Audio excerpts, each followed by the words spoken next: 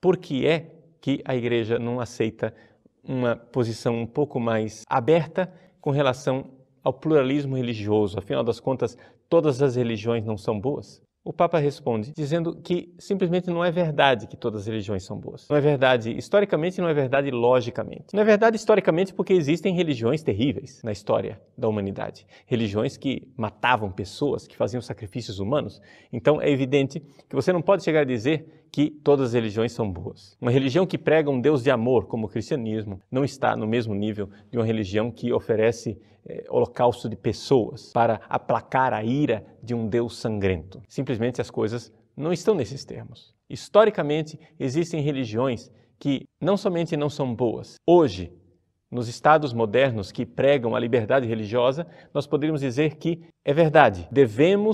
É uma cláusula pétrea da nossa Constituição, a liberdade religiosa. Porém, devemos compreender, há religiões que não deveriam existir. Quais religiões? As religiões exatamente que vão contra a humanidade, que pregam o ódio, que pregam o terrorismo, que pregam todo tipo de sacrifício humano, porque são religiões que desagregam e fazem mal à sociedade. Essas religiões não têm o direito de existir. Muito bem, historicamente, não é verdade que todas as religiões são boas. E, logicamente, não pode ser verdade que todas as religiões sejam verdadeiras. Aqui nós temos uma coisa bem específica. Nós católicos cremos que Jesus é o Filho de Deus que se fez homem. Se isso é verdade, existe uma coisa no catolicismo, vamos ampliar o espaço, existe uma coisa no cristianismo que nenhuma das outras religiões tem. Olha para a religião muçulmana. Maomé é o profeta, mas ele não é Deus que se fez homem. Olha para o budismo. Buda é o iluminado, mas ele não é Deus que se fez homem. Nem os próprios budistas alegam isso.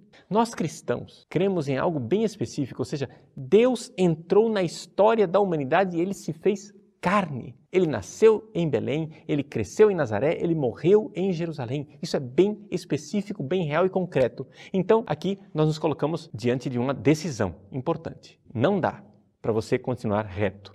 Ou você vai para um lado, ou você vai para o outro. Ou Jesus é Deus e, portanto, todas as outras religiões estão num nível inferior ao cristianismo, porque Deus se fez homem em Jesus Cristo e não se fez homem em nenhuma dessas outras religiões. Ou então, o cristianismo é um charlatanismo de marca maior. É uma coisa inaceitável que esses cristãos continuem acreditando que aquele homem de Nazaré seja o Deus que se fez carne, que aquele homem de Nazaré seja a razão de ser do universo, porque é isso que nós cristãos cremos. Então aqui nós nos encontramos diante de um bívio, de uma encruzilhada, uma realidade que nos coloca em duas direções bem diferentes, bem distintas. Porque as outras religiões, ainda dá para você conciliá-las, no sentido que você diz assim, não, veja, as religiões afro-brasileiras, elas creem que existe uma força cósmica da comunicação que é Ogum. Já os romanos antigos acreditam que tem uma força cósmica de comunicação que é Mercúrio. Os gregos têm uma força cósmica da comunicação que é Hermes. Muito bem.